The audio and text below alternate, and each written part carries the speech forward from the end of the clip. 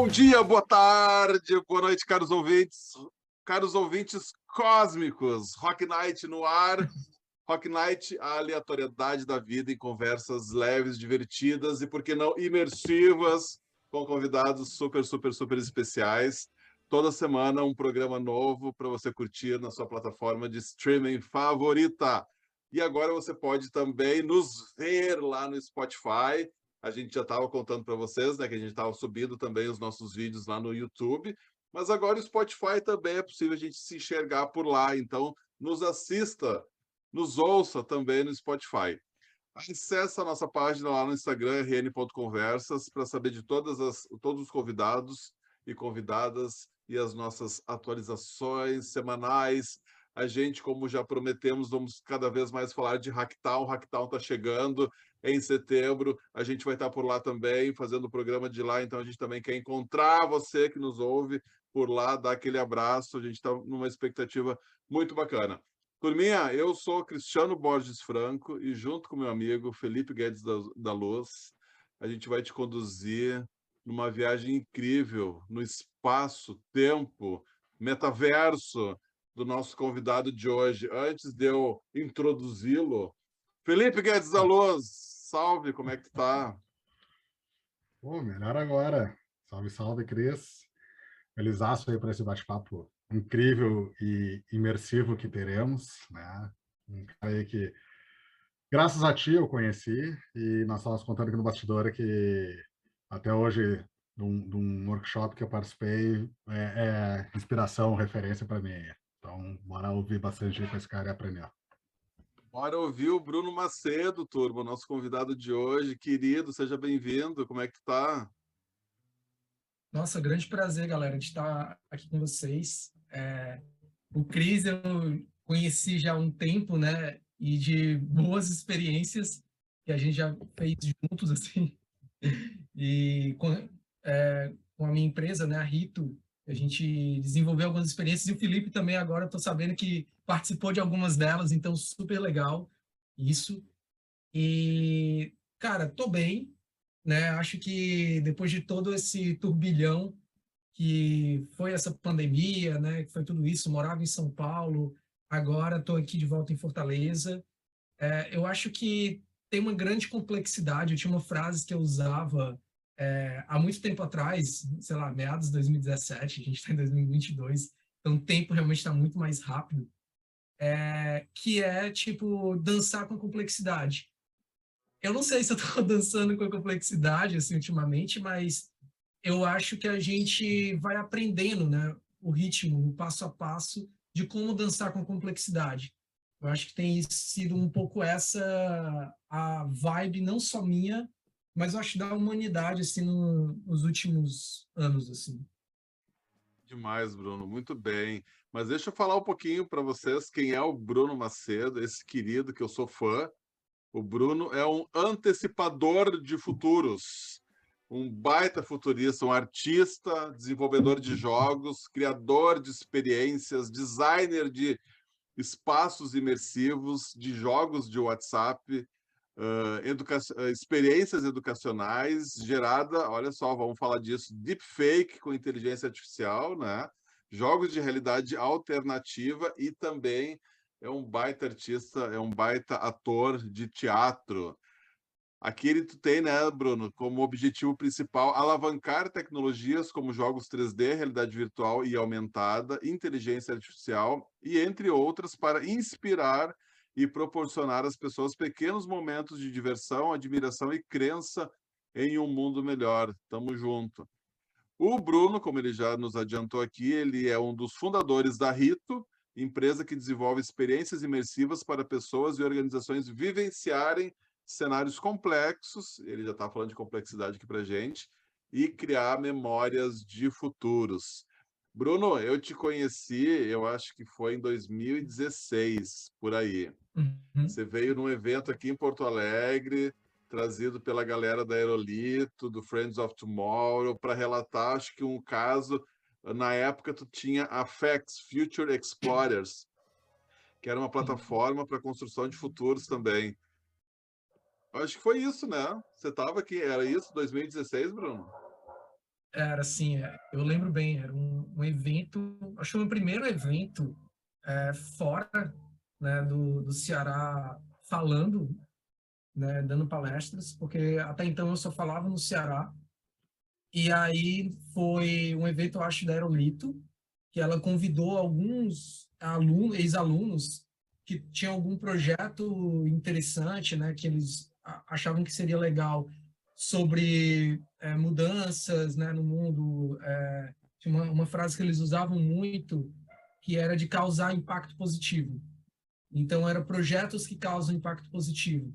E aí, o projeto que a gente fez aqui em Fortaleza, né, que era um projeto, como você falou, uma plataforma presencial, física, mas também que a gente tinha um pouco de digital, mas o principal ponto dela era inspirar jovens, né, a pensar no futuro, a construir, na verdade, cenários futuros e, dessa forma, otimizar a forma de pensar no futuro, né? Porque essa é a forma que eu acredito de a gente pensar no futuro, da gente desenvolver futuros, né? É a partir da criação de cenários. Mas na época, você já fazia isso com essa criançada, porque era o público os Future Explorers eram jovens do ensino médio, se eu não me engano, e vocês já trabalhavam com essa lógica de criação de artefatos do futuro. E vocês trouxeram isso para a Rita um pouquinho também, não necessariamente com as pessoas criando, mas vocês criando esses futuros a partir de cenários físicos, inclusive, e também agora na pandemia virtuais, para que a gente pudesse experimentar esse futuro. De onde é que vem isso, Bruno? Esse teu desejo aí de conhecer o futuro, de saber do futuro, de viajar para o futuro, quem sabe? Cara, muito boa pergunta. Uma pergunta que geralmente não me fazem muito, de como começou, né? Tipo, tudo isso. Eu sempre fui uma pessoa muito curiosa, né? Tipo, hoje eu tenho experimentado muita coisa. Eu acho que a pandemia, ela me deu uma fome maior do que eu já tinha. Porque o que é que acontece? Eu sempre fui muito curioso para aprender e tal, só que no período que eu estava em São Paulo, estava muito ativo em eventos, né, palestrando, dando workshop, criando experiências, acho que diminuiu a minha busca pelo aprendizado, de certa forma. De procurar cursos, né, de ser um estudante, né, que está querendo aprender, que está querendo melhorar. E a pandemia, ela meio que ligou esse sinal de que eu precisava, talvez, né, aprimorar algumas coisas, aprender novas coisas. E esse meu lado curioso, ele foi intensificado bastante, né, durante essa pandemia. Então, eu acho que essa busca de criar, né, futuros, de imaginar futuros, ela vem a um lado meu imaginativo, né? Eu gosto muito de criar histórias, ficções, isso desde muito cedo, sempre fui muito voltado para esse lado mais lúdico, conectado com esse lado curioso, né? Tipo, desde quando eu, sei lá, fazia aula de canto, né, há muito tempo atrás, que eu era muito curioso, queria aprender mais, mais e mais, até quando eu fui fazer aula de inglês, que eu também queria aprender e aprender, e entrei dentro do que eu estou fazendo hoje, né? Aprender futurismo, né? Criação de cenários. Então, acho que a forma que eu enxergo o aprendizado, ele é quase como a construção de um prédio, né? Então, você vai colocando tijolos, e cada tijolo que você vai colocando, o prédio vai ficando maior. E eu acredito que se você tem formas diferentes de você construir um prédio, né? Geralmente a forma que eu gosto de olhar para a construção do aprendizado em si, o meu aprendizado, é tentar antecipar aquilo que as pessoas estão procurando, né? Então, se estão falando sobre metaverso, eu vou estudar sobre o que é o metaverso de fato e como o metaverso pode ser, né? Para daí eu pensar ou pós ou alguma coisa que as pessoas não estão vendo. Porque eu acredito que o aprendizado está muito, o aprendizado que eu acredito que seja um pouco mais eficaz, né? É aquele aprendizado que ele está muito ligado à inovação, está muito ligado à vontade de você querer se superar, de você querer aprender além. né? Eu acho que o aprender além, para mim, está muito ligado. Então, eu acho que o futurismo, né, pensar no futuro, construir cenários futuros, tem tudo a ver com essa intenção, essa vontade de estar sempre pensando além, sempre curioso pelo aprendizado. Ô, Bruno, eu fiquei curioso ali numa fala tua anterior, que eu achei muito bacana, que o Cris falou ali que tu veio, tu apareceu, né? A gente conheceu ali muito através do pessoal da Aerolito, que os já estavam fazendo um trabalho de futurismo, de olhar cenários e tudo mais, no Ceará. Como é que a galera do Ceará lá tá vendo, falando de futurismo e tudo mais? Pelo menos é distante aqui para nós saber um pouco disso. Lá em 2016 já tinha essa galera. E como é que tu daí, tu fez o curso antes ou o pessoal te achou no curso? Eu fiz o curso antes, eu fiz o Tomorrow, em Recife. Antes do Tomorrow, eu já estudava, sem saber que eu estava estudando futurismo, né? Eu já tinha lido aqueles livros lá que o Thiago, né, falava, que era o Singularity is Near, o do Peter Diamandis. Já tinha lido aqueles livros, estava lendo esses livros e procurando já esse conhecimento, mas eu não sabia que aquilo era a base do que eles na Aerolito chamavam de futurismo, né? Então foi bem curioso, que quando eu fiz o curso, para mim foi muita coisa nova, mas eram coisas novas de uma forma, tipo, que eu já tinha visto, mas de uma forma diferente, né? Então não era necessariamente... diferente. Exato, era um recorte diferente, era uma forma diferente, que foi muito importante para mim, porque me ensinou a ver uma forma diferente de apresentar aquilo que eu não sabia ainda dar nome, aquilo que eu não sabia o que era. E é curioso, porque o futurismo, eu cheguei primeiro através de uma game designer, que eu era fã dela, que era a Jane McConigal. Não, sou fã dela, né? Que eu gosto muito do Fala trabalho muito dela. dela. E a Jane, era engraçado que, tipo, eu cheguei no trabalho dela pesquisando sobre jogos.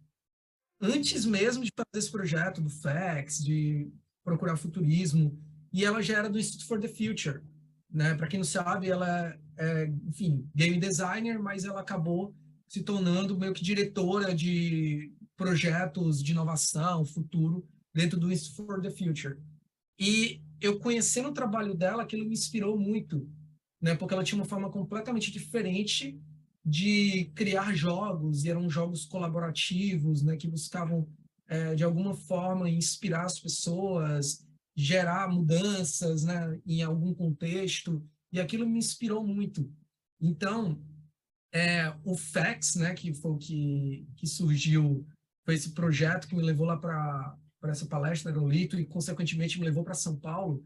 O FACS surgiu muito disso, surgiu muito de um desejo de trazer... Eu via a Singularity University, né, o que o pessoal falava dela, só que eu olhava para aquilo e falava, nossa, mas o negócio lá no Vale do Silício, tipo, para executivos, a galera cabeçuda, né, inovação e tal, por que não pegar o mesmo conceito que foi aplicado lá e trazer aqui para o Ceará, mas com uma cara mais gamificada, mais divertida, né? E aí foi um pouco isso que eu fiz, né? E aí, tipo, entrou também o projeto, o meu hoje sócio, Renan, que a gente acabou se tornando sócio e criando, que antes não era Rito, né? Antes era FACS. O FACS a partir dessa experiência que a gente fez com os jovens. Então, eu acho que a Aerolito foi uma consequência a partir do que a gente fez aqui no FACS, né? E também do que a gente tinha feito lá o curso deles. Conta um pouquinho para a gente como é que foi o FACS, né? Essa experiência aí de falar de futuros e construir futuros com adolescentes. Tu tinha um método específico, tu criou o método, esse método ele já estava consolidado, enfim, tu aprendeu ele em algum lugar. Como é que foi isso, Bruno? É legal essa história. Assim, um método consolidado, eu não posso dizer que era um método consolidado. Acho que a grande maioria das coisas que eu fiz sempre foram experimentais, e sempre tiveram um risco muito alto, né? Ou de dar certo ou de dar errado. Antes do FACS, eu tinha feito um projeto que ele tinha um molde muito parecido. Tinha feito praticamente sozinho, com uma outra pessoa que estava trabalhando na época, que era também voltado para a escola, só que ele não envolvia futuro. A ideia era usar a gamificação, né? Só que um método, digamos assim, que eu tinha criado usando o Facebook, para gerar enfim, um ambiente colaborativo com alguns desafios, com algumas dinâmicas, com o objetivo dos alunos, né, da escola que eu fiz esse projeto, criarem jogos em cima das matérias. Então, sei lá, você vai ter a matéria de história, e a história é uma matéria sobre a ditadura militar. Você ia lá e criava um jogo sobre a ditadura militar. E com isso, um sucesso também esse projeto, foi muito legal, tenho muito orgulho dele, e foram, acho, 350, 400 jovens que participaram, e desses jovens a gente teve mais de 70 jogos criados por eles, né? Então teve, por exemplo, um jogo que usaram o mesmo mecânica, né, e conceito do Mario para ensinar física, uma matéria de física, que eu acho que era espelhos, alguma coisa assim. Então, assim, e aí eu percebi naquele projeto o poder que tem os jogos, né? Você não usar o jogo é muito legal, muito divertido, e você tá lá jogando e tal, mas quando você usa isso como função, e a função de gerar criatividade, acho mais gerar criatividade, mas gerar confiança criativa nas pessoas, né, e nos jovens, com o que foi meu objetivo naquela época, você consegue fazer coisas absurdas. Essa foi a minha percepção, né? Você consegue realmente criar uma capacidade, né? Inspirar esses jovens para criarem uma capacidade de transformar a forma de aprender, o que eles têm feito hoje, em algo muito mais interessante. Então, esse foi o ponto de partida. Então, posso dizer que esse é o método, né? O método era esse, era pegar uma galera, colocar dentro de um grupo de Facebook, meio que comunidade de Facebook, e daí eu criava, né, fazia uma gamificação, tinha pontuação, tinha uma forma, alguns desafios que eles executavam, e dessa forma a gente tinha também algumas coisas presenciais que aconteciam. E, então, foi a minha primeira tentativa, e aí tá, essa foi a inspiração, foi o ARG, né, que é um jogo de realidade alternativa. Então, eu tinha visto isso no livro e em palestras da Jane McConigal, achado incrível e pensado, como eu posso fazer isso aqui no Ceará com pouco recurso que eu tenho? E aí, eu usei o Facebook para ser uma das plataformas, porque era uma plataforma acessível. E aí o FAQS seguiu a mesma linha, só que o FAQS, como eu já tinha um conhecimento do que tinha dado certo e errado lá naquela experiência, eu consegui aprimorar um pouco mais. E aí eu usei uma coisa que na outra eu usei pouco, que foi o poder da comunidade, né? Então no FAQS, tipo, com pouquíssimo recurso também, eu conheci alguns futuristas brasileiros. Então, conheci na época a Lídia Zuin, e a Lídia era engraçada, porque a Lídia hoje ela já está bem notória, participando de vários eventos e tal, mas na época ela estava participando de um dos primeiros eventos dela. E eu achei muito legal, achei muito legal a palestra dela, mas achei mais legal ainda, tipo, a performance dela, né? E aí eu cheguei para ela e mandei um e-mail e falei, Lídia, eu gostaria que você fosse personagem dentro de uma experiência que eu estou fazendo. E ela achou massa, porque era meio cosplay, assim, que ela ia fazer. Então, tipo, ela foi a personagem do futuro. E aí, junto com ela, eu conectei com mais uns 4, 5 futuristas brasileiros, e eles trouxeram conteúdo, né, para ajudar na construção dessa metodologia, né, meio que a gente criou para fazer o FAQS. Então, o FAQS eu aprendi algumas coisas no outro, trouxe para essa, então aprimorei um pouco mais, né? Então ficou mais interessante e, consequentemente, o resultado ainda foi mais legal. Então, acho que isso, pode dizer, não é consolidada, foi mais experimental, mas a função foi bem legal. O experimento foi com um pessoal o experimento foi com o pessoal de que idade? Qual turma, assim, de... Legal. eu acabei não falando como full facts, né? Eu lembrei falando às vezes, emenda em uma coisa, emenda em outra. Acontece.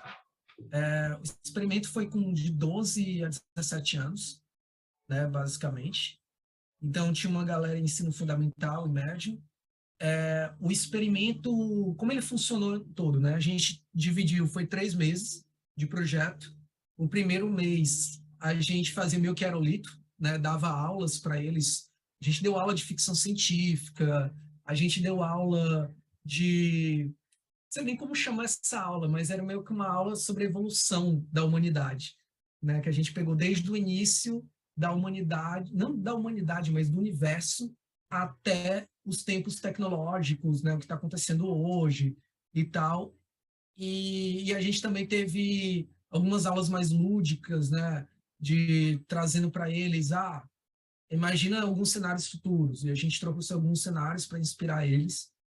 E depois a gente teve o objetivo deles, né? Que eles iam para o Facebook, e aí não seria mais presencial, e eles tinham que construir um artefato de futuro.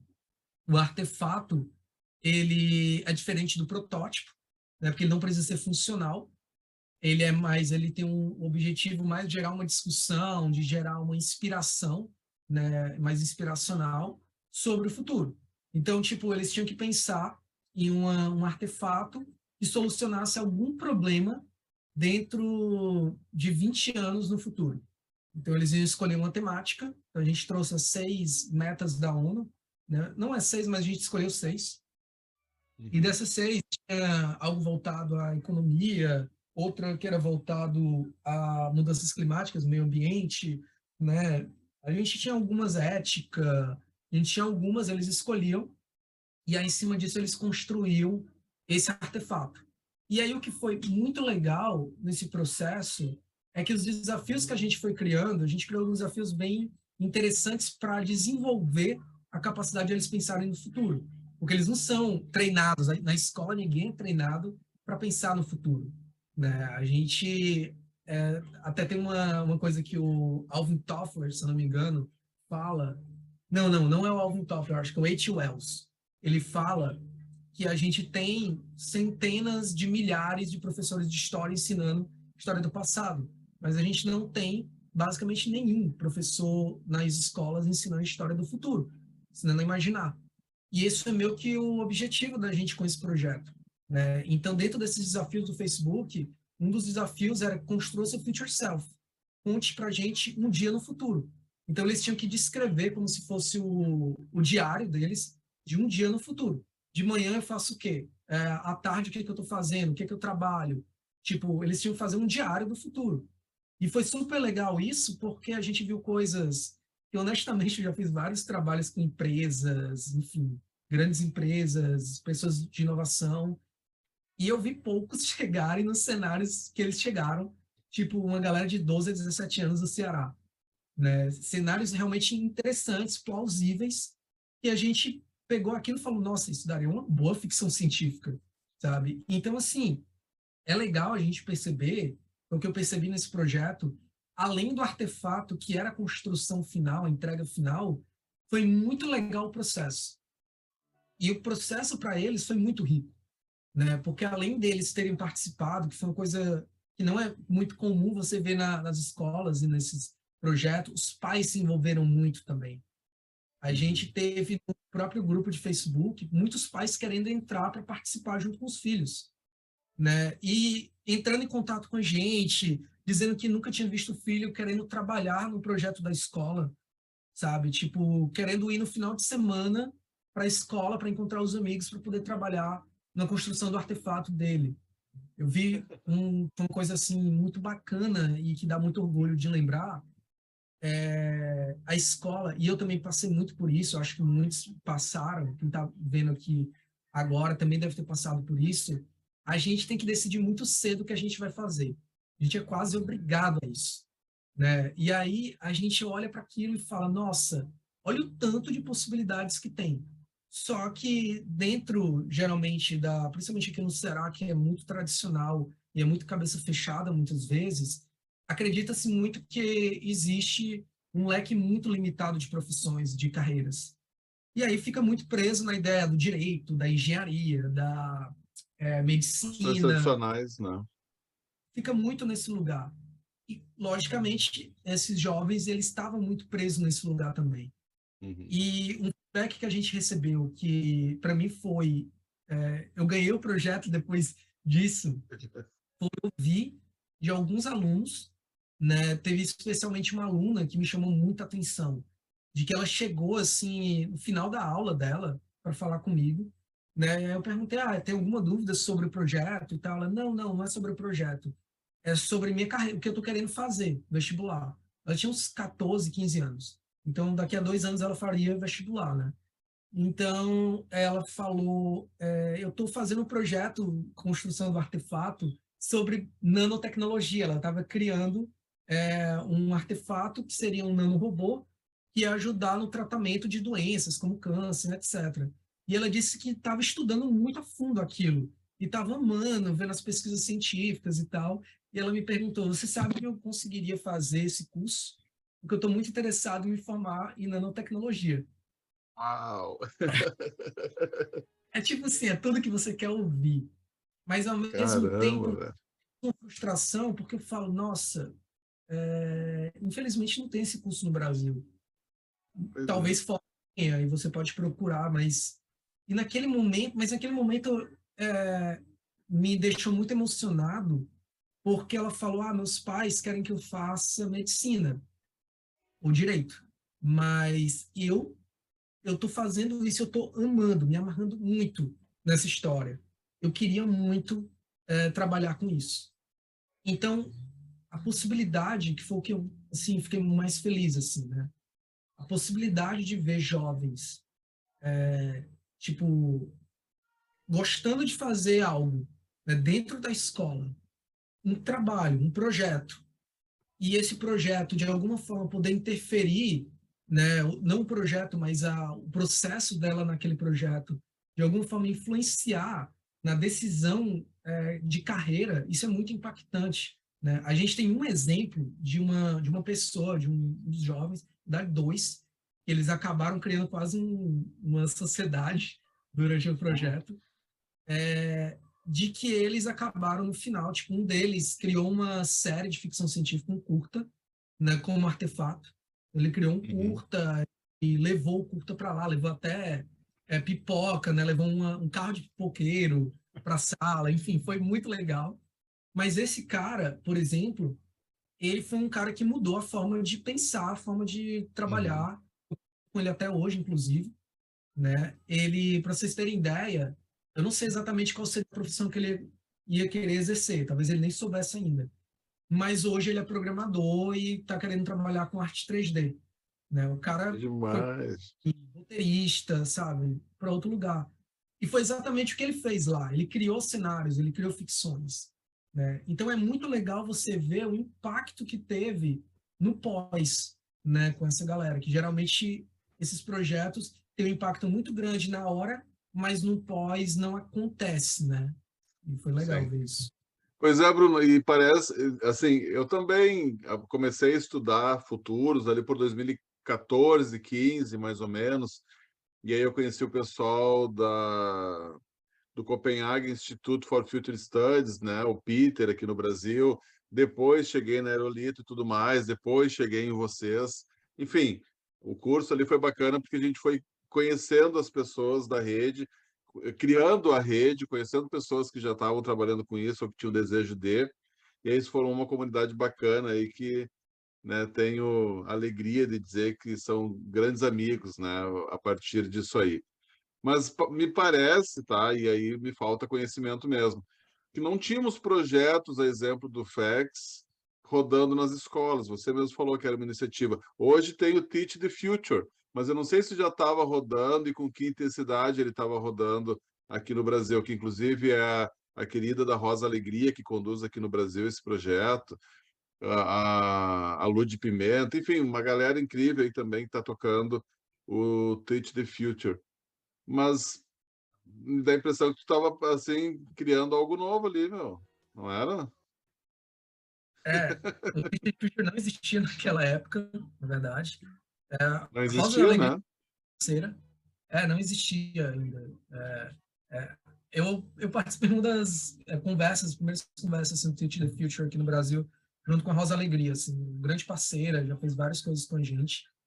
E é muito legal porque, assim, talvez eu tenha feito algo novo, eu não sei. Talvez tenha tido outro projeto, né? Sempre a gente nunca sabe, porque nesse mundo que é muito grande, muito distribuído, muita gente fazendo coisas ali espalhadas, a gente nunca sabe o que é que está acontecendo, né?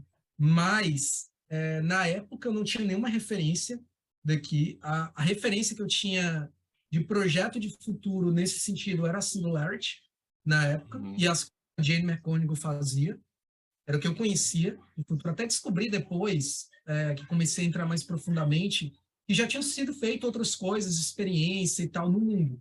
Né? No Brasil ainda não tinha feito nada, assim, até onde eu sabia. Acho que tinha Lala com a fluxonomia, e tem até hoje, né? A fluxonomia Sim, 4D. A própria Rosa Alegria também com seus cursos, né? Mas era meio que poucas pessoas nessa jornada aí falando de futuros. Agora você falando sobre isso me veio um insight, assim, muito se fala, ou se falou, acho que isso era até um slogan de campanha política, eu não sei. As crianças são o futuro do Brasil, não tem essa frase? Né? As crianças e jovens são o futuro. Mas a impressão que eu tenho é que nunca lhes foi dada a oportunidade de criar esses futuros.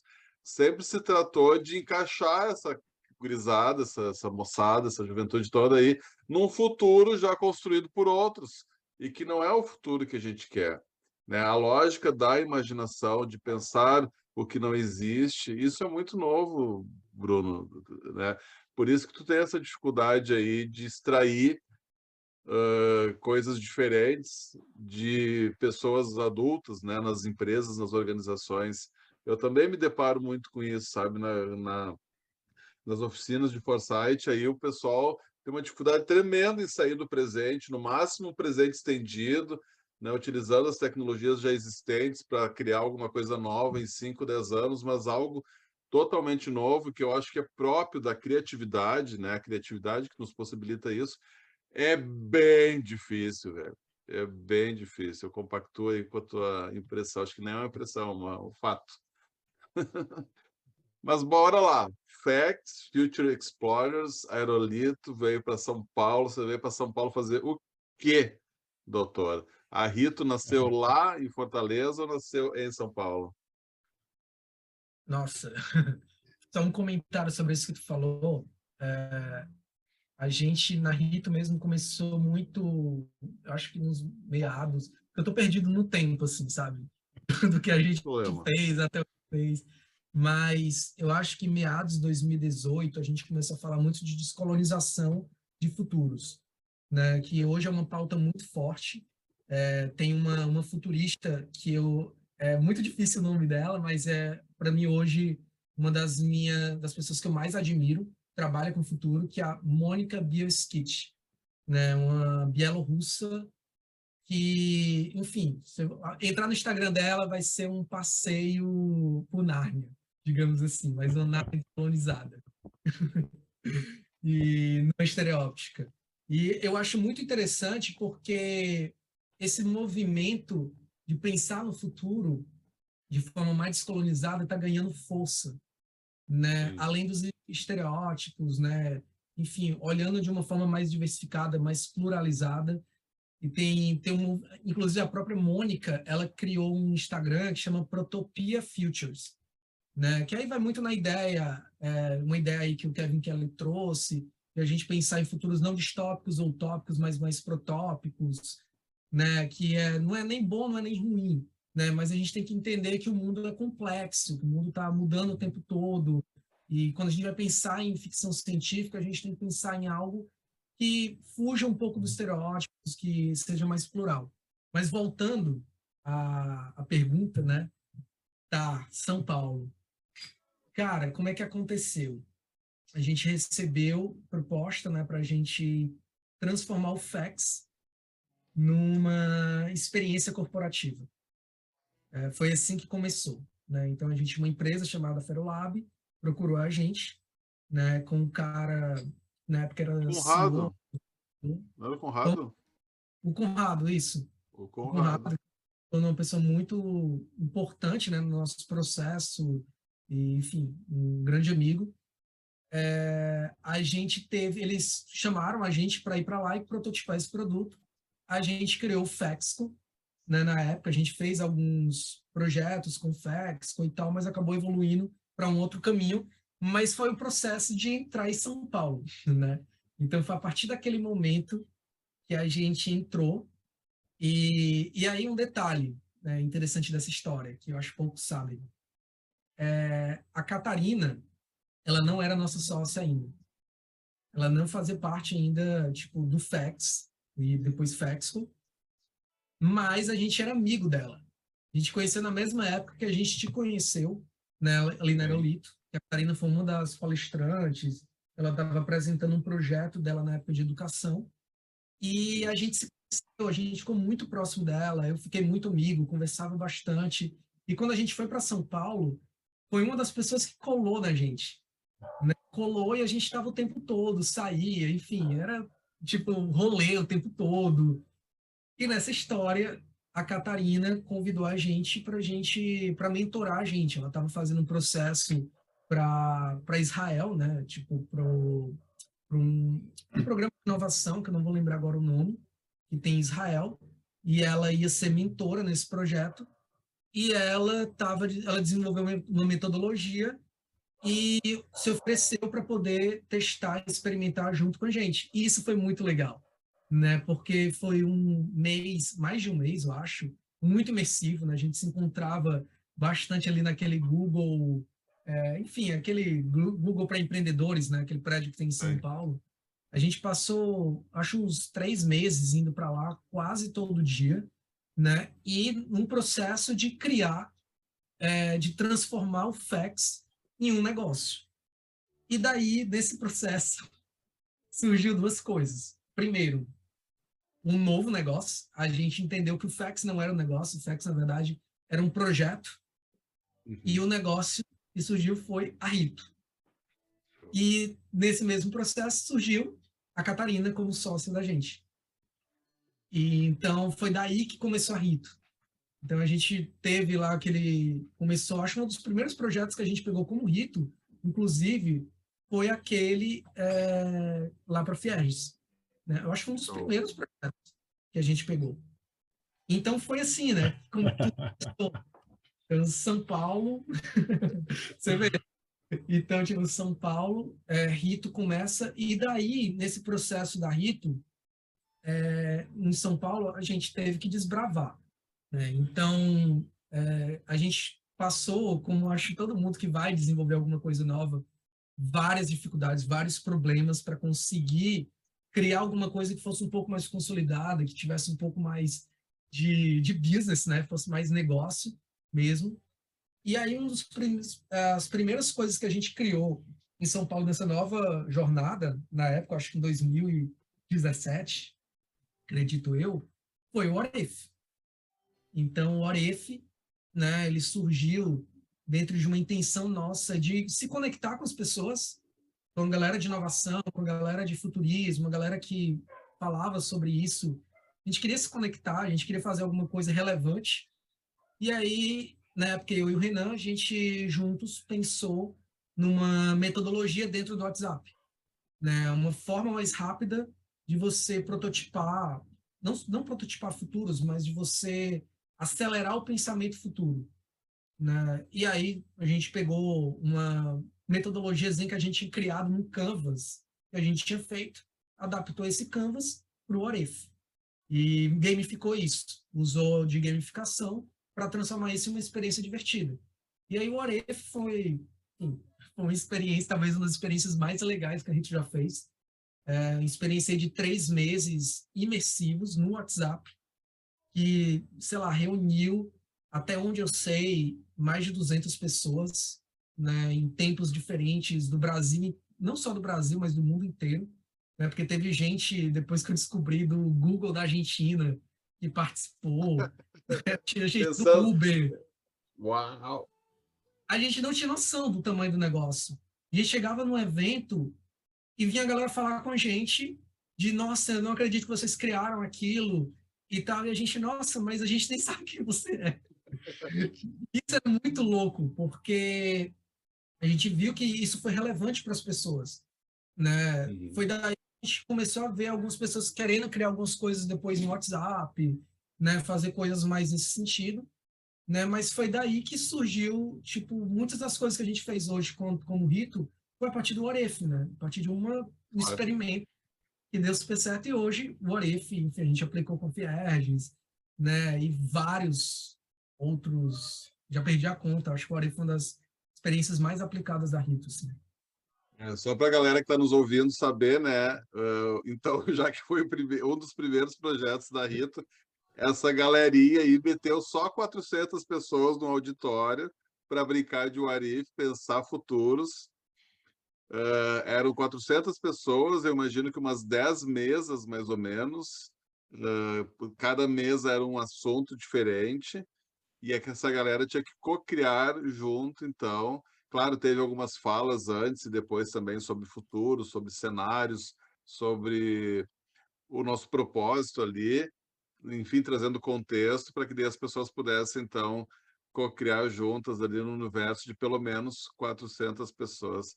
Isso não é pouca Foi coisa esse aí não, que, hein, Bruno? ah, foi esse aí, É, foi esse aí que eu participei, que a gente estava comentando antes, né? Eu estava lá numa dessas mesas aí e olhei, cara, que loucura é isso aqui. O WhatsApp bombando ali, cara, muita gente. Só de curioso, Bruno, tem algum motivo, né, tem alguma história por trás do nome da empresa, Rito? nossa, é outra pergunta que nunca fazem, não sei por quê. Mas Ito tem muito a ver, a gente trabalha com experiências imersivas, né? Então esse sempre foi o nosso mote principal. E quando a gente entrou nessa discussão, chegou a vincular mito, alguma coisa voltada a isso e tal, e a gente ficava, nossa, mas a gente trabalha com experiência. Aí eu acho que o Renan que falou isso, mas o rito, eu acho que é a experiência do mito. E quando a gente cria narrativas, a gente cria histórias ali dentro, quando você vive uma história da rito, né? Participa de uma experiência, de certa forma você está criando uma narrativa, você está criando um mito, né? Tipo, o Orif, ele foi meio que isso. Tem muitas pessoas que olham o Orif meio como se fosse um mito, assim. Tipo, teve coisas que aconteceram no Orif que muitas pessoas dizem assim, é sério que aconteceu isso? E é muito louco, porque é um sentimento meio de quando você... Essas fábulas, né, de... Nossa, mas realmente aconteceu aquilo? E no Orif teve coisas que pessoas duvidam, sabe? Que se tornaram mitos no Orif. Então, acho que o nome Rito, ele representa muito, né? E a gente queria muito algo que conseguisse traduzir isso de uma forma acessível, porque rito português, né, super fácil, mas no inglês também. Então a gente não teria que mudar muito. Então a gente queria algo que fosse acessível e fosse mais global também. Então esse foi um pouco o propósito de a gente escolher exatamente esse nome. Não, eu me interesso muito pelo teu passado, conheço ele, mas eu quero saber mais dos futuros aí, da Rito, do Bruno e tudo mais. Mas só para a galera, a gente poderia ficar aqui 3 horas contando das experiências que a Rito proporcionou, criou. Eu tive a felicidade de participar de várias delas, tanto presencial quanto online. Tem uma que é mágica, que aconteceu lá no Hacktal, né? O DNA, meu DNA, minhas regras. Aquilo lá foi uma loucura gigante. Eu caí. Esse aí eu caí nele. Tu O que que esse caiu, pessoal tá te viajando? coletaram o Nossa, teu DNA com mais uma laser vítima. point ali. Não, na verdade não tem não, mas eu achava engraçado aquele pessoal protestando. Sério isso aqui? Não, pronto, a Rosa Alegria ficou indignada com vocês, né? Como é que pode uma empresa trazer esse tema para agora? Isso é para coisa daqui a 30 anos. E eles cumpriram a missão, né? De antecipar futuros para que a gente pudesse pensar e se preparar caso esse futuro venha a acontecer, né? Eu acho que foi um debate incrível. Mas por que eu quero dizer isso? Porque a gente poderia falar disso, poderia falar do futuro do trabalho que vocês fizeram para a Globo, vocês fizeram muitos trabalhos para, acho que para Disney, enfim, grandes clientes, né, Bruno? que vocês criaram aí experiências imersivas para antecipar esses futuros. Mas eu quero muito saber, assim, ó, eu vejo Disney muito ainda não. trabalhando... Oi? Disney ainda não. Por que eu vi vocês com Pateta, com os personagens? Não era então da Disney, eram Era outros Warner. personagens. Era Warner. Warner. Isso. Mas quem que eram os bichinhos que estavam lá? Era o Batman, era o Pernalonga. Putz, então eu confundi os bichos. Então é isso. Mas então, alô Disney, vocês estão perdendo tempo. Alô Disney, vocês estão perdendo tempo. Diga. Não pode falar. Ah, entendi que você queria contar essa. Não, bora lá. Cara, gente, é muita coisa bacana que eles fizeram, então acessem ali, Rito, no Instagram, procure aí saber mais. Me pergunta, que eu sou o embaixador da Rito, sou fã de carteirinha aqui. Mas assim, eu vejo hoje, tu trabalhando muito com hologramas, né, falando sobre isso, metaverso, que é um tema também que está todo mundo falando, e eu queria saber o que é isso, velho? O que é o metaverso para a Rito? Como é que a Rito está pensando no metaverso? Como é que o Bruno está pensando no metaverso? Onde é que a gente vai... Onde é que entrou hologramas aí nessa história? Também. Cara, legal. Gostei que chegou nesse ponto. Lembra que eu falei desse processo de buscar novos aprendizados durante a pandemia? Eu era um cara que eu sabia zero de programação, eu tinha medo de programar. Programas de computação gráfica nem se fala, eu nem tocava, nem conhecia esses programas. Só que durante a pandemia, bateu aquela coisa, cara, eu vou aprender. Né? E aí eu aprendi várias coisas, isso eu posso dizer para vocês. Eu estou meio que num processo que, posso dizer meio que é uma formação 3D, mas é uma formação 3D que não tem nenhuma faculdade por trás, que eu estou buscando essa formação por conta própria. Né? Nunca Então, teve, né, Bruno? Diga-se de passagem, nunca teve, né? Você sempre foi um autodidata, né? Tem esse ponto também, eu não tenho uma formação acadêmica tradicional. Né? Eu, tipo, sempre busquei coisas mais aleatórias, né? Mais livres. Nunca foi minha praia, assim. Tipo, eu abandonei a faculdade muito, tipo, faltando um semestre. Mas, enfim, poucos semestres. Voltando a essa história, então, nesse processo, eu fiz curso de roteiro, né? Roteiro de cinema mesmo, para escrever roteiro. Aí, tipo, eu sempre gostei de escrever. Escrever sempre foi minha vibe, assim. Na Rito eu faço, grande maioria, as narrativas, roteiros, né, das experiências e tal. Só que eu, tipo, nossa, eu sempre fui visto como o cara que escreve. Até eu tenho um artigo, eu escrevo também, escrevi muito pro Futuro das Coisas. Só que cara, eu quero ser visto como mais do que isso. E aí foi o momento que aí eu fiz curso de game design, fiz um curso de game design na EBAC, né, online na época. E aí, nesse processo, cara, mas eu não quero só saber, saber como funciona o jogo, sabe? Desenhar o jogo, eu quero desenvolver. E aí eu comecei a estudar e fazer curso, não curso, mas tem um professor comigo, de desenvolvimento de jogos. E aí eu comecei a desenvolver, fazer vários experimentos de jogos dentro da Unity. E aí, nesse processo, como eu falei para vocês, sou muito curioso. Né? Então, tipo, aprendendo a desenvolver jogos e tal, cara, eu quero mais. Eu não quero só aprender a desenvolver joguinho para jogar no computador, no celular.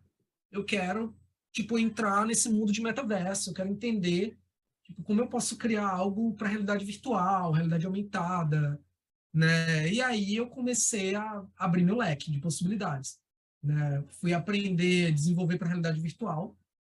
Né? E aí é legal isso, porque assim, eu não sou um desenvolvedor tipo nato desses que tem anos, mas eu sei o processo que faz para você desenvolver hoje um jogo, uma experiência dentro de realidade virtual. Sei exatamente qual é o processo que você tem que fazer, né? Técnico, que era uma coisa que eu não tinha antes. E a mesma coisa, tipo, eu olhei, tá, quero entrar em realidade aumentada, vou aprender a fazer filtro no Instagram. E aí eu comecei a fazer uns filtros para o Instagram, desenvolver e tal. E aí, nesse processo, que é onde eu estou mais focado hoje, entrou a computação gráfica né? Que é, cara, eu quero criar arte em 3D. Tipo, dentro da Rito, meu objetivo sempre foi qual? Foi criar experiências imersivas, né? Memórias de futuros, etc. E eu pensei, mas, tipo, a gente está no mundo digital, que está todo mundo lá, por que não criar, pensar em arte, né? Pensar de uma outra forma? E aí agora eu estou muito focado nisso, né? Estou até postando mais no Instagram agora, esse tipo que eu estou chamando de cenas que são imagens, alguns vídeos, mas que são artes criadas por mim, né? De modelar, com modelagem, às vezes esculpindo pessoas, enfim. E eu estou pegando um outro projeto, um outro caminho, né? Isso é mais solo, que é de criar arte 3D, de ser um artista 3D, e aí o holograma entrou nisso, né? Eu estou prototipando muito isso, fazendo experimentos com hologramas, tipo, esse mais recente experimento que eu estou postando mais agora, que é a primeira mão, né, que eu estou falando disso, que eu ainda não falei em nenhum lugar. Ah, que demais. Vou botar a música do plantão aqui da Globo. É realmente criar meio que uma coleção de artes, que é meio que uma exploração sobre o afeto no futuro, né? Eu vejo muita gente falando sobre futuro, metaverso, como vão ser o trabalho, né? Enfim, várias coisas nesse sentido, os escritórios dentro do metaverso. Mas algo que mais me deixa apreensivo é como as pessoas vão se relacionar dentro do metaverso, dentro de um cenário de metaverso, um contexto. Então, essas artes que eu estou fazendo têm esse objetivo, né? De alguma forma trazer como se fosse um artefato de futuro, né? Só que em forma de imagem 3D que eu estou fazendo. E aí, sobre o metaverso, né? O que é esse tal de metaverso? Cara, tem muita gente falando sobre isso. Eu honestamente, posso dizer a primeira coisa, que algumas pessoas vão ficar com raiva de mim, talvez, é que não existe nenhum metaverso ainda, né? A gente tem um metaverso inicial. Tipo, tem coisas, teve uma frase hoje falando que o metaverso está em estado gasoso ainda. Falta muito para chegar no estado sólido. Então, a gente precisa ter paciência, primeiro, e entender o que está acontecendo, os desenvolvimentos, porque, vamos lá, tipo, tem várias coisas, tipo NFT, o pessoal falando de NFT. NFT não é metaverso. Tipo, PNJ, enfim, JPG de macaco, ou outras coisas que a galera, arte 3D que a galera vai colocando ali, não é metaverso. Nada disso. Conversa no Zoom não é metaverso. Né? Tipo, até mesmo a gente entrar dentro de um ambiente de jogos, né? World of Warcraft, né? Fortnite, tem vários aspectos ali que poderia, de alguma forma, se enquadrar no metaverso, mas não é o metaverso. Né? Tipo, uma das características do metaverso é a ideia lá de um ambiente persistente, né? E o ambiente persistente por exemplo, você sai daquele lugar e você volta, tá ali tudo acontecendo. Tipo, os jogos, esses jogos eu não vou saber falar, RPG, os jogos MMORPG, são esses Massively Multiplayer games que a galera tá jogando hoje, Fortnite, né, Roblox. Esses jogos, eles têm várias características parecidas com o metaverso, mas falta algumas coisas, né? Um dos pontos para você ter um metaverso hoje se chama interoperabilidade, que eu demorei muito para aprender a falar essa palavra. Fala de novo aí. Interoperabilidade. Ó, aprendi a falar. E basicamente é você conseguir transitar um objeto, um ativo de um mundo virtual para outro mundo virtual. E, honestamente, isso hoje, no cenário que a gente está, é impossível. Não tem, porque as arquiteturas, seja de jogos, seja de aplicações, realidade virtual, aumentada, não foram pensadas com interoperabilidade, né? De você conseguir transitar uma coisa para outra. Tipo, os códigos são diferentes, as regras são diferentes. Então, a gente teria que ter uma outra modelo de pensamento, outra arquitetura de programação, outra arquitetura de modelagem para isso funcionar. Então, tipo, um dos pontos básicos para o metaverso funcionar, que é a interoperabilidade, é impossível hoje. Então, tipo, isso já corta, não tem como você ter metaverso. De ambientes persistentes a gente até tem, mas quando a gente olha, que aí entra o outro, descentralização, ser descentralizado, hoje os metaversos estão dentro de algumas grandes empresas. Sim. Então, Meta, né, tipo, tem várias coisas lá, né, vários ambientes de realidade virtual interessante, aplicações, mas são todas da Meta. Eu não posso pegar hoje algo que entra na mesma coisa da interoperabilidade da Meta e levar para um ambiente, sei lá, da Microsoft e vice-versa. Não tem como. Eles não se conversam. E isso é complexo, né? Porque a gente ainda não tem, talvez, capacidade para entender o que é o metaverso, na minha visão. Até mesmo se vocês procurarem, né, tipo, a origem do metaverso é do livro Snow Crash, né, de um cara chamado Stephenson. 92, no ano que eu nasci, tá? Ele escreveu esse livro. E ele foi o primeiro cara, na verdade, assim, que falou sobre metaverso, cunhou o termo na ficção, né? Então, a gente tem, se você vê o livro do Snow Crash, ele, na verdade, é uma distopia sobre o futuro. E é por isso que me gera muita apreensão quando eu penso no metaverso. Porque aí o meu lado mais de responsabilidade, né, sobre isso, sobre esse assunto, de alguém que fala e trabalha com isso, é que a gente tem que ter muito cuidado, né? O que é que a gente está construindo como cenário futuro e como futuro sólido, como metaverso sólido. Porque hoje, o que está acontecendo hoje, que a gente está fazendo, de alguma forma, está pavimentando o caminho para chegar nesse lugar. E se você lê o livro Snow Crash, você vê que é um lugar não tão interessante assim, como as distopias de futuro, né? Principalmente no âmbito da idade. A gente nem pensa nisso hoje, mas a ideia de você, que é a ideia lá que eles trazem, né? De diferenciação de desigualdade a partir da qualidade de avatar, sabe? Porque lá, tipo, as pessoas que têm mais acesso, elas têm avatares coloridos e interessantes, bonitos e tal. Pessoas que não têm tanto acesso, elas tanto não podem entrar no lugar que é mais exclusivo, são os ambientes mais exclusivos, quanto elas têm avatares em preto e branco, pixelado, e você mal consegue ver, né? Então, são com discussões que a gente ainda não está preparado, na minha visão, né? E aí um outro Nossa. ponto converso. Hein, Bruno? É levar a desigualdade de hoje para esse futuro, só que num outro espaço-tempo, não é verdade? É reproduzir o que já Exatamente, existe Cris. hoje de desigualdade. A gente não resolve o futuro, a gente não cria futuros melhores, a gente só leva ele para outros espaços e tempos diferentes. Exatamente. E assim, aí a minha visão hoje sobre metaverso, assim, de qual metaverso que eu almejo, que eu acho que vai ser interessante. Mas primeiro, a gente tem que olhar muito sério para a realidade aumentada e realidade mista, né? Porque é aí onde eu acho que está o pulo do gato, tá? Acho que a gente tá, tem muita gente falando de realidade virtual, até mesmo de pensar metaverso dentro de uma tela, que eu acho que já é completamente equivocado, né? Você pensar você falar de metaverso, você não está falando de olhar para uma tela, tipo, na tua frente. Esquece a tela. Você tem que pensar realmente em ambiente imersivo.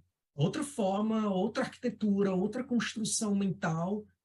Pensa, muda a forma de pensar. Primeira coisa. E aí é onde eu vejo pouca gente falando sobre realidade aumentada. Eu participei de uma experiência do Spark AR, que é, para quem não sabe, Spark AR é a plataforma de construção de filtros para o Instagram. E eles fazem o que a gente chama de jam, né, que são meio que competições, que, enfim, que você traz um objetivo, né, um tema, e você precisa desenvolver dentro de um tempo específico um filtro, no caso lá, sobre esse tema. E esse filtro, o tema dessa que aconteceu agora, era sobre criação de cenários, de mundos Bruno, virtuais. deixa eu só Opa, te interromper um segundo, deixa eu só te interromper um segundinho para dar tchau pro Felipe aqui, que o Felipe, ele é pai da Aurora, e a Aurora eita, diz, não tem hora para a Aurora pedir o pai. Então vai lá, velho, cuidar da nossa mascotinha. Obrigado, viu, Felipe? Não, não, que é isso, vai agradecer lá, o Bruno vai, aí. tranquilo. E até para deixar o gostinho de quero mais, que eu continue a conversa que eu vou ouvir depois. E quem sabe a gente Tô vendo que essa conversa vai precisar, sim, numa parte 2, por favor, né? Sim. Quero. Então, continue aí. Um beijo para Valeu, vocês. Be Guedes. contínuo, né? Beijo. Valeu, Segue cara. lá, Brunão. Bora lá. Tô adorando esse papo, metaverso. Então, cara, tipo, realidade aumentada. Então, assim, essa experiência que eu participei lá do Spark AR, ela me deu bons insights. Essa é a realidade, assim. Porque a gente, é muito fácil, é outra coisa que eu vou falar, uma dica, né? Se você está querendo falar de tecnologia, você quer pensar sobre tecnologia, viva a tecnologia. Era uma coisa que antes eu não sabia disso, ou até sabia, mas não acreditava que era, se eu vivesse, eu ia ver completamente diferente. E, de fato, depois que eu passei a viver e trabalhar com isso, desenvolver tecnologia, eu hoje consigo dizer que eu entendo mais a tecnologia. Eu entendo, consequentemente, qual vai ser o progresso futurístico, digamos assim, dessa tecnologia. Ou seja, a gente já tem coisas de realidade aumentada, pelas coisas que eu vi do Spark AR, dessa competição, que eu fiquei impressionado. Fiquei impressionado, assim, com a beleza, com o nível de imersão, né? Teve uma experiência que eu até postei no meu Instagram, nos stories, que foi criado por alguém, algum desenvolvedor, que era como se tivesse um aquário dentro da sua casa. Então, o filtro era você fazer um aquário, só que esse aquário, tipo, que é uma coisa que é muito raro de você ver, ele conseguia pegar o ambiente inteiro da minha casa, né, de onde eu coloquei. Então, assim, Uhum. isso dentro do Instagram, um filtro, Uhum. sabe? Sim. É impressionante a gente ver a capacidade criativa das pessoas. E aí fica a minha dica de olhar também para a galera, para os criadores, que muito mais do que olhar para quem está falando sobre o futuro, né, de previsões, que esquece previsão, não existe previsão de futuro, mas tendências, né, que também tenho vários problemas com as ideias de tendência, mas Sinais. os sinais são outro negócio. Acho que os sinais é ouro. Sim. Exato, Mas sinais, sim. que está olhando para tendências e tentando de alguma forma seguir aquilo, segue os criadores. Porque quem está criando, quem está ali na margem, né, que, por exemplo, essa galera que eu vi do Spark AR criando, ali sim é a galera que está criando os metaversos que a gente vai ver no futuro. Aquela galera ali está com a mão na massa e está fazendo coisas que a gente não vai ver na mídia, não vai ver no mainstream. A gente vai ver daqui a 10 anos ou um pouco menos. Mas vai demorar para a gente ver. E a gente só, quando a gente for ver, a gente vai ser pego de surpresa. A gente vai dizer, nossa, eu não sabia que existia isso. Nossa, os caras estavam fazendo isso há 5 anos atrás. Sabe? Sim. Só a gente procurar, a gente tem um pouco mais de curiosidade e ir atrás. Tu sabe que eu vi um dos episódios da série do Futuros da Netflix, que um é sobre moda, e eu já fiquei encantado com a Ouroboros. Não sei se você viu esse. Eles fazem Não. roupas e moda de luxo, mas avatares de luxo, né? Em desenhos. Também tem um perfil no Instagram que chama Ouroboros. Eu fiquei encantado só com um pouquinho do que eu vi ali. Mas com certeza, se eles já estão no Netflix, é porque eles não são esse criador que você está mencionando aí. Bruno, você falou de duas coisas aqui que me deixou meio encucado e que me ajuda a construir esse meu conceito de metaverso também. Metaverso é Mas, interoperabilidade e descentralização. Quando a gente fala em descentralização, a gente pode falar de, por exemplo, uma camada ou uma internet baseada em blockchain, por exemplo. A sim, sim, partir daí, eu acho que sim. Acho que o blockchain, dentro de um nível que vai muito além do NFT, que a gente tem muita gente falando sim, hoje, mas infraestrutura, né? infraestrutura. E dentro dessa lógica da interoperabilidade, estou falando certo? Melhor do que eu. Olha aí, o Silvio Meira fala muito sobre que o futuro são as plataformas, mas mais do que a plataforma é a conexão entre elas. E é isso, né? É as APIs abertas para que a gente consiga conectar a minha plataforma com a tua plataforma, com outra plataforma, independente do espaço físico ou digital que a gente esteja. Se for no digital, metaverso é um pouco disso, né? Para garantir isso que tu traz como interoperabilidade. Esse conceito é muito comum nas cooperativas também, tá? Na lógica, né? Se a gente tem uma cooperativa, como é que a gente garante a interoperabilidade entre elas também, já que a filosofia e propósito muitas vezes são os mesmos ou parecidos, né? Mas eu penso muito nisso, tá, Bruno? Que futuros dentro dessa lógica descentralizada de interoperabilidade, e se tiver no metaverso, tem que garantir no mínimo esses requisitos também, né, para que a gente consiga, assim como em muitas aspas a gente é livre para ir e vir aqui no mundo físico, que a gente tem essa mesma liberdade para transitar também nesses espaços de metaverso. Hoje é um bebê, então, que a gente tem de metaverso aqui, os games, o Roblox, Fortnite. Acho que Como é hoje que a você gente... imagina em 10 anos a gente vivendo? Qual é a tua visão de futuro sobre isso? Nossa, cara, adorei essa pergunta. Eu briso muito nisso. Tenho brisado muito. E assim,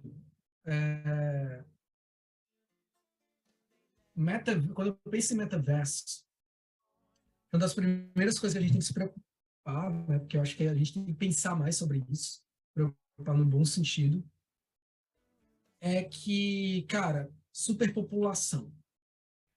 E é muito louco você pensar, superpopulação, o que tem a ver com o metaverso? 10 A gente, bilhões de seres humanos. exatamente. Uma coisa que me assusta muito quando eu penso no metaverso em si, ele funcionando de fato, algumas coisas. É a nossa capacidade cognitiva de absorver isso. Eu acho que a gente vai pirar. Então, a saúde mental, todos os problemas de saúde mental que a gente está tendo hoje vão extrapolar. Então, aí, aquelas tecnologias lá, neurológicas, eu acho que vão ser completamente necessárias. Porque a gente não vai ter capacidade cognitiva para conseguir armazenar, entender, compreender tudo que está acontecendo. A gente vai precisar realmente fazer a tal da união lá com máquina, vai precisar fazer isso. Acho até talvez com questão de sobrevivência como espécie, né? Aí eu estou falando mais de 10 anos, estou falando lá na frente, né? Acho que não é para agora isso. Mas, se bem que, né, o futuro engana muito a gente, né? A gente acha que é daqui a 30 anos e em 5 o negócio começa. Em algum lugar Mas, talvez o futuro já exista, mas aqui para a gente pode demorar um pouquinho mais. Né? exatamente. Então, eu acho que isso é uma coisa que a gente tem que pensar, né? Carga cognitiva, que a gente está... Tudo que a gente está absorvendo hoje de informação, imagina isso somado com computação quântica, sabe? Se hoje a gente está vendo no nível, tipo, que é acelerado, né? Tipo, já é acelerado, já causa conflitos, enfim. Imagina a computação quântica. É 100 vezes mais rápido. Né? Internet, não 5G, vamos pensar 7G. É um negócio, tipo, lá em cima, rápido, sabe? Mas É como é que a gente tipo, podia pensar, como é que a gente podia pensar um futuro bacana assim com essas máquinas todas aí ultraprocessando em ultras velocidades e tudo mais? Talvez não pudesse ser esses futuros onde essas máquinas ficam aí enlouquecidas e a gente possa ficar de boa, suave na nave, de boas na lagoa, tendo saúde mental. Será que isso também não pode ser uma possibilidade, Bruno? Eu torço para que seja, viu? E aí, cara, essas inteligências, sim, esse futuro mais do que acelerado, futuro não, essa sociedade mais do que acelerada, mais do que hoje, né, trabalhando, criando, resolvendo os antigos problemas, inclusive, eu sou muito otimista.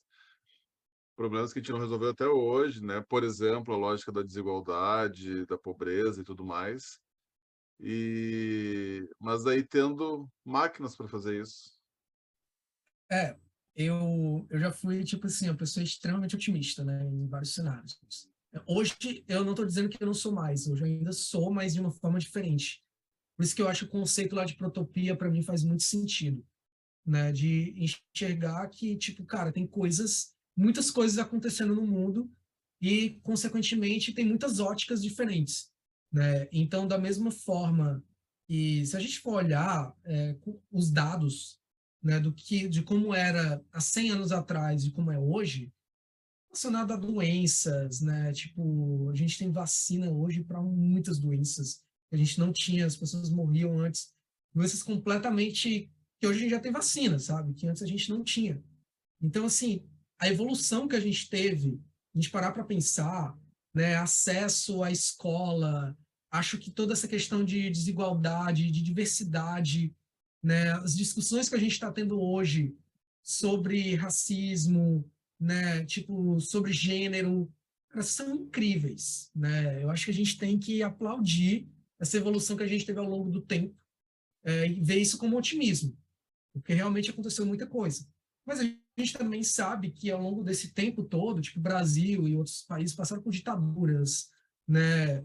A gente teve golpes militares, a gente teve guerras, né? Pandemias agora. Então, assim, eu acho por isso que é complexo, né? Os cenários. Mas quando eu olho para esse cenário de metaverso, eu consigo ver, sim, coisas positivas, coisas interessantes nisso. E eu acho principalmente, eu acho que a educação e a arte são duas coisas que eu tenho muito interesse, né, de explorar mais quando eu olho para metaverso. Eu acho, primeiro falando da educação, a forma da gente aprender hoje, né, e eu vivenciei isso muito perto, vivencio isso, é muito retrógrada, né? A gente Vivenciamos. vivenciamos exatamente. Todo mundo que pretende ou se considera um aprendiz vivencia isso, né? Exatamente. E a gente replica um modelo de 200 anos atrás, sabe? Um modelo industrial, tipo, que não faz o menor sentido você usar um modelo industrial para estimular a criatividade das pessoas, né? Estimular a capacidade de inovação das pessoas. Tipo, é completamente contraditório. Só que a gente, tipo, por muitas vezes não querer apostar em novos modelos, por sair do nosso conforto, a gente prefere ir nesse lugar. Aí onde eu acho que o metaverso pode mudar esse jogo, que é onde a Rito, inclusive, era muito core business da Rito, né? De criar experiências imersivas de aprendizagem e tal.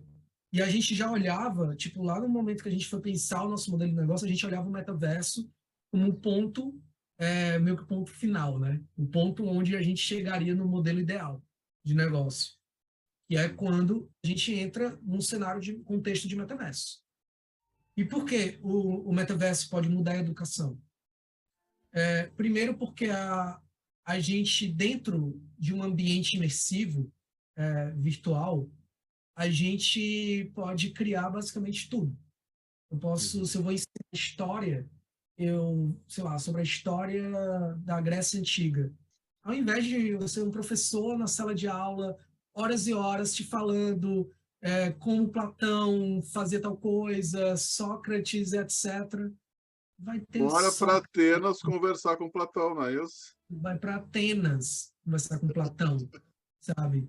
E não só isso, tu vai estar ali com Platão e tu vai poder ter, sei lá, avatares, coisas personalizadas, criadas para te gerar um aprendizado a partir do que está acontecendo ali, sabe? Um jogo que você pode vivenciar para você aprender, tipo, Platão, agora eu vou te desafiar a você buscar seu próprio conhecimento aqui, você tem que viajar, enfim, tipo um jogo mesmo, como a gente já vê hoje.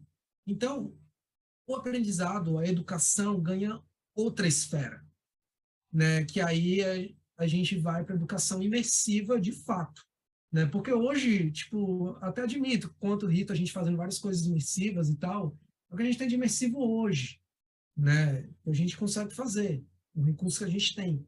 Mas quando a gente entra dentro do cenário de metaverso, a gente pode fazer coisas que vão além até do imersivo, na minha visão, né? Você vai no surrealismo da coisa. E aí, tipo, isso é educação. Acho que a educação ela pode mudar completamente. A gente vai ter que repensar currículo, né? Faculdades, escolas, vão ter que repensar tudo, né? Repensar a forma de engajamento, né? De como vai colocar isso, porque será que toda escola, né? Ideias para o futuro, vai ter que ter um óculos, né? De realidade virtual aumentada, enfim, vai ter que ter lá um dispositivo, né? Como vai ser isso? Será que a gente vai ter ambientes imersivos meio que integrados já no ambiente, né? Tipo, que não precisa de um óculos necessariamente. Então, vem várias discussões eu acho que vão ter que ser feitas nesse cenário, mas o principal de tudo, né? Por que o jovem, né? Porque a pessoa, não só o jovem, mas uma pessoa vai querer aprender. A gente vai ter que fazer essa pergunta. Essa pergunta é muito importante para a gente saber o que vai acontecer num cenário de metaverso em educação, né? Porque se a gente criar tudo sem saber do que eles querem aprender, o porquê que eles querem aprender, um motivo, eu acho que a gente vai jogar muita coisa fora. Como já acontece hoje com lousa digital, né? Vários, tipo, até mesmo tablet. Então a gente tem que ter muito cuidado com isso. Outra mudança é na arte. E essa daí eu tenho também um carinho muito especial. A arte eu acho que vai ganhar uma outra escala. Tipo, e aí vou dar um exemplo, por exemplo. Eu não sei se você já ouviu falar no Tilt Brush. O Tilt Sim. Brush, ele é uma aplicação, realidade virtual, né? Que, cara, eu passo, às vezes, 2 horas no Tilt Brush fácil. Realidade virtual pintando, tipo... Semana passada eu tava, tipo... Eu peguei um pincel no Tilt Brush e eu comecei a dançar, tipo, no Tilt Brush. E eu, de repente, eu tinha criado um túnel, tipo, com, sei lá, muito psicodélico, complexo. E eu, tipo, caiu esse insight em mim. Tipo, cara, arte e dança, porque a dança meio que já é uma arte, mas você fazer arte dançando vai ser um movimento, um comportamento muito comum no futuro, né? Quando a gente entrar em cenário de metaverso.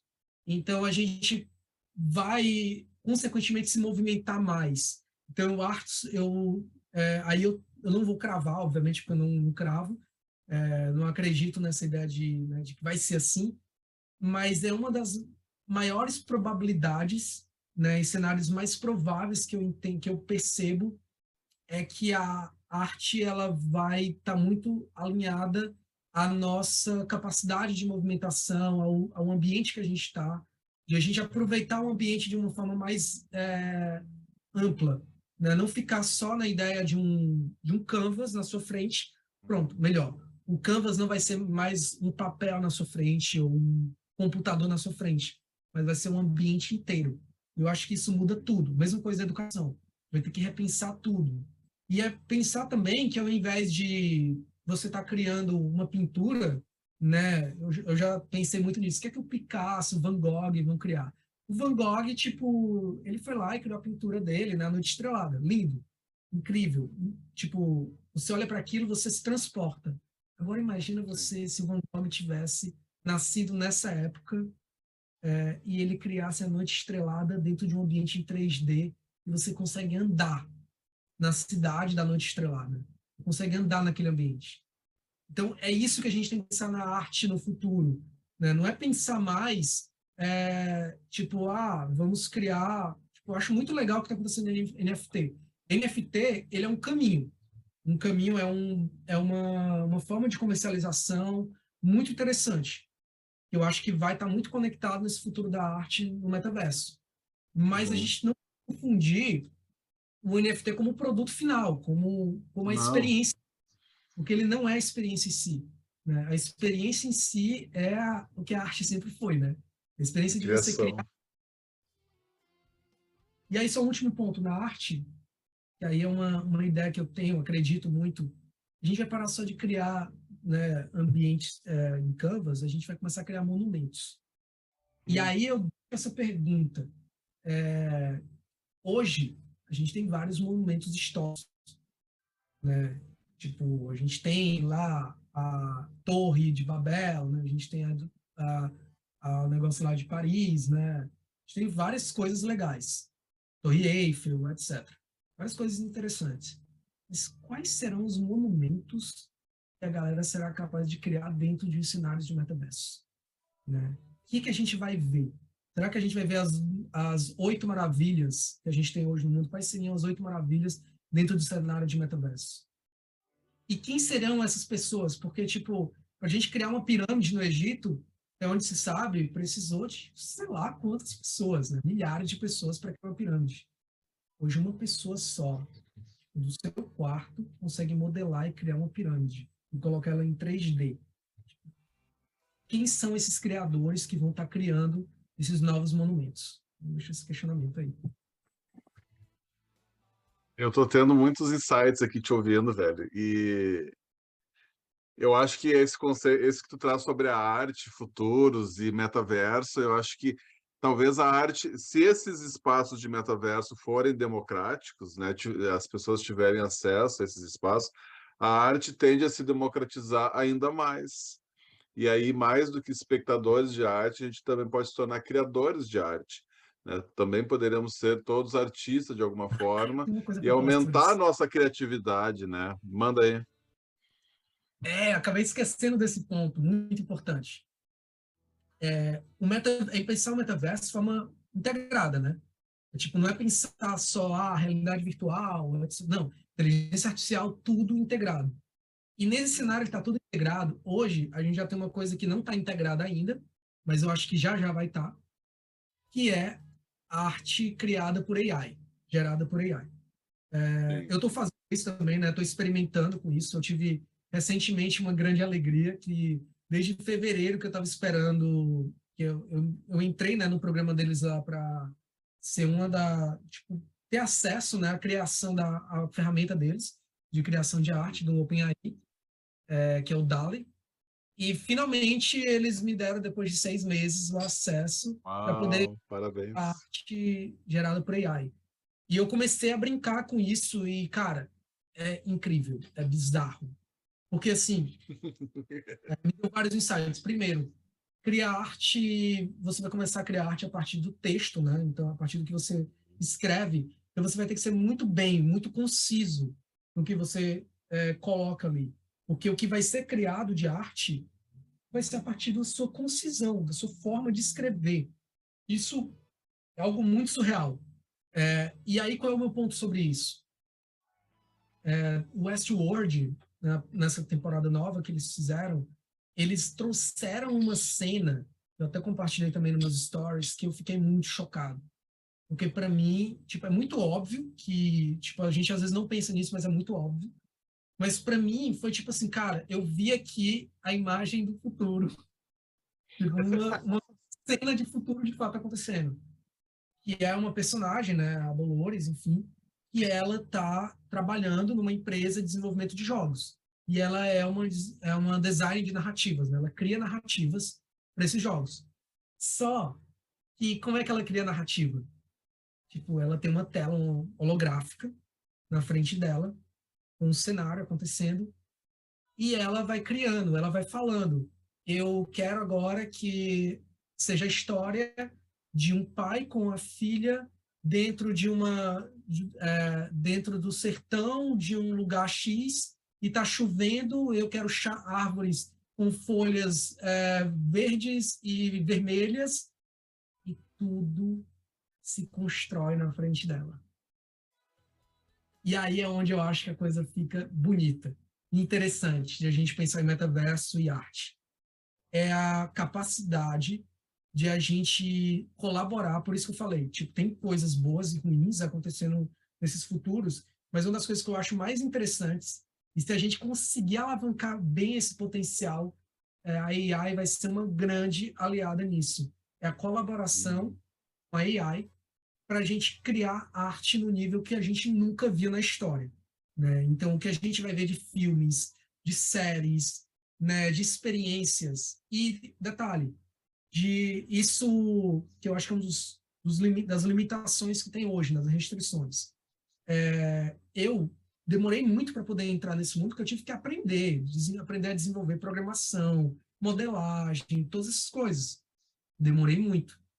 Mas eu acredito que nos próximos anos essa barreira vai ser cada vez menor. Hoje a gente já tem a programação visual, né, que muitas plataformas já utilizam isso, então já facilita muito para quem não é programador. Inclusive, um dado interessante, o Spark AR, que é uma plataforma de AR, né, de realidade aumentada do Instagram, sabe qual é a maioria dos criadores tipo, do Spark AR? São mulheres.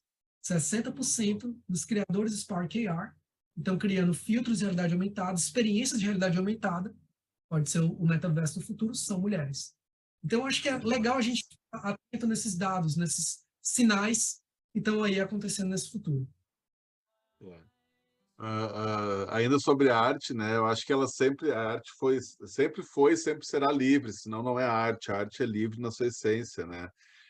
E a arte talvez seja esse futuro mais inimaginável que a gente pode ter, independente se é oriundo de tecnologia, inteligência artificial ou da capacidade humana mesmo. Por quê, né?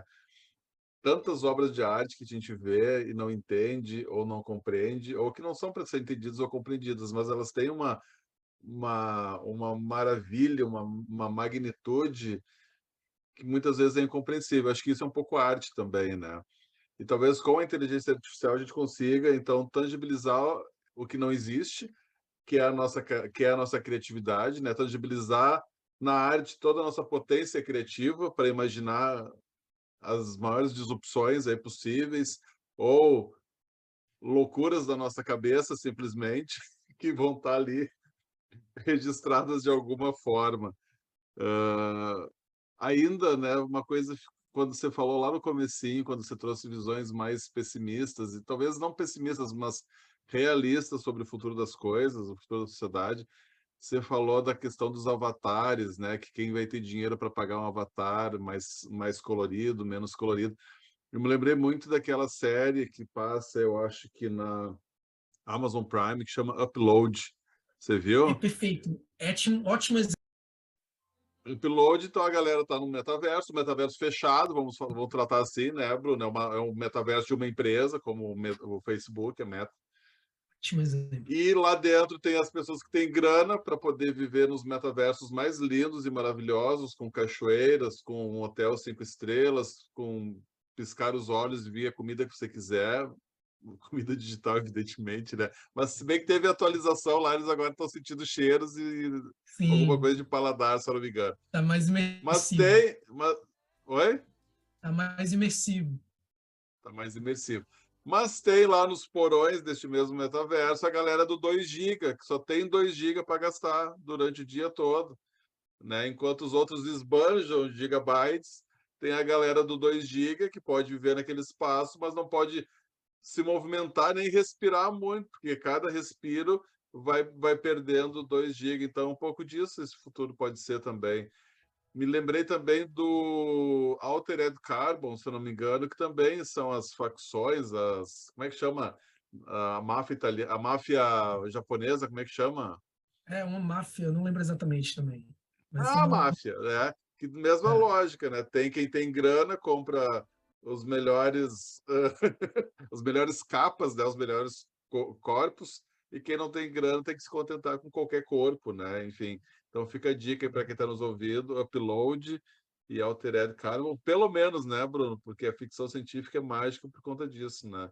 Ela pensa em cenários muito doidos, mas que nos fazem refletir no presente sobre isso. você falou do upload, é interessante, eu fiz até esse paralelo agora, pensando nisso. Esse negócio dos 2 gigas, né? Tipo, coisa tipo que ainda acontece hoje, né? De gente que, tipo, o 5 celular é. dólares.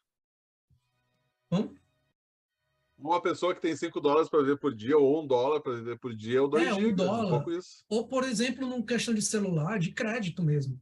Tem gente que tem, Uhum. tipo, limitado, né? Tipo, para ligação, para fazer tudo. Tem gente que tem, tipo, tem que estar todo dia lá comprando crédito, né? Tipo, é outra É. questão. Então, eu acho que, na verdade, é uma extrapolação, né? Você pega o que está acontecendo, o que já acontece hoje, e vamos aqui imaginar como vai ser no futuro. Aí, tipo, ele cria lá o cenário. A distribuição de renda é isso, né? Tem gente que tem R$ 1.000 para gastar por dia, tem gente que tem R$ 40 para gastar por dia. Quando isso, né? Que é um salário mínimo versus um salário muito grande aí. Mas, enfim, que as tecnologias possam minimizar esses problemas. E, de novo, né, eu falei antes sobre resolver as questões de infraestrutura que a gente tem há muito tempo, e a desigualdade é uma delas, para que a gente possa usufruir da sua potência, toda essa tecnologia, e criar arte, e criar metaversos inclusivos, sociedade, como é que você fala também de uma arte regenerativa, não é isso? Você traz isso também, não traz? Generativa. Generativa, mas que não tem nada a Mas ver com regenerativa é regenerativa, né? interessante, talvez tenha coisa. Eu pensei eu pensei no planeta e na questão da sustentabilidade, na lógica de que a gente já está no cheque especial do planeta, que a gente precisa regenerar as coisas, né? Sim, sim. Isso é bem importante, porque não adianta a gente ter um metaverso e não ter um planeta verde para poder habitar também, né, Bruno? Enfim, tantas coisas. Bruno Amado, 1h30 de troca de ideia aqui, Nossa. conversa. Eu adorei trocar ideia contigo, saber mais do que tu está fazendo e das tuas experiências aí. Então, tu é um desses artistas aí que a gente tem que seguir para saber o que está rolando daqui a 10 anos. Por isso que eu te sigo, não te perco de vista. É,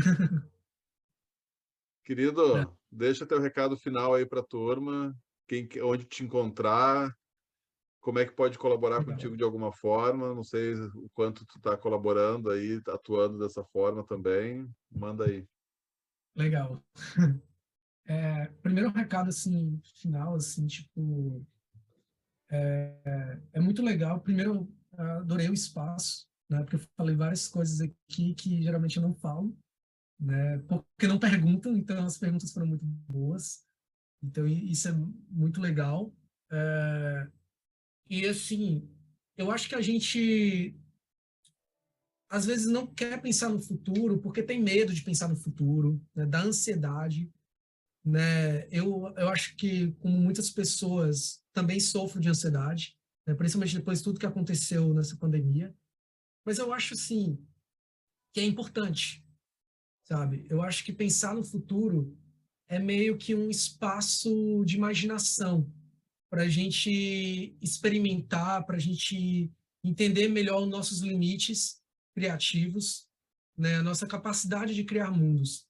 Então, eu acho que, mais do que pensar no futuro, é a gente exercitar a nossa capacidade de criar mundos. Então, eu acho que todo mundo, eu não vou excluir ninguém, eu acho que todo mundo tem a capacidade de criar mundos, de criar ficções, de criar cenários. Todo mundo tem essa capacidade. A partir do momento que a gente tem um cérebro que é pensante, com uma parte cognitiva lá, que a gente sabe bem, cara, a gente tem essa capacidade, a gente tem capacidade de criar coisas. Então, eu acho que é importante a gente exercitar mais essa capacidade. Eu acho que esse é o meu recado. Onde me encontrar, Instagram, tô postando minhas artes, né? Engraçado falar isso. Eu colocando ali minha arte Tô vendo lá, minha arte ali. É o é, miçangueiro das artes digitais aí. eu poderia fazer na praia, né? Tem praia aqui, tipo, daqui a pouco eu vou. Mas é isso, estou tentando botar as ideias, a imaginação, as imagens que estão na cabeça, que vão pipocando o tempo todo, agora um pouco mais de forma visual, né? De forma um pouco mais imersiva, ainda que não seja exatamente como eu quero, mas uma hora eu vou chegar lá. E eu acho que. E aí é isso, me acompanha lá. Tipo, eu também falo um pouco sobre o futuro, sobre metaverso, né? Tipo, é muito difícil você estar nessas redes sociais, porque, enfim, a gente compete com um algoritmo que ele tem Uhum. outros interesses. Então, é difícil, você tem que gerar engajamento, isso às vezes complica um pouco, né? Porque eu também faço outras coisas, eu tenho a Rito, né? Eu tenho minhas coisas também mais privadas, então, tipo, acaba ficando um pouco mais complexo esse processo, mas eu estou sempre tentando compartilhar conteúdo, trazer coisas novas. E, cara, colaborar eu sempre estou aberto, né? Eu adoro essa troca de ideia. Eu acredito muito que a partir da troca de conhecimento, no passado, tinha muito eu já li, né, sobre isso, que esses pensadores, tipo Einstein, enfim, esses caras, eles iam para cafés, né, para alguns centros, para se reunir, para criar coisas, né? Tipo, pessoas completamente, tipo, de outro rolê. Se encontravam ali, sei lá, um Picasso e um Einstein se encontra, sei lá, para pensar, trocar uma ideia, sabe? E eu acho, às vezes, falta muito isso, né? A gente passou por uma pandemia e tal, mas eu acho que isso não invalida. A gente pode fazer virtual, como está fazendo aqui agora. Enfim, tem várias formas de estar conectado.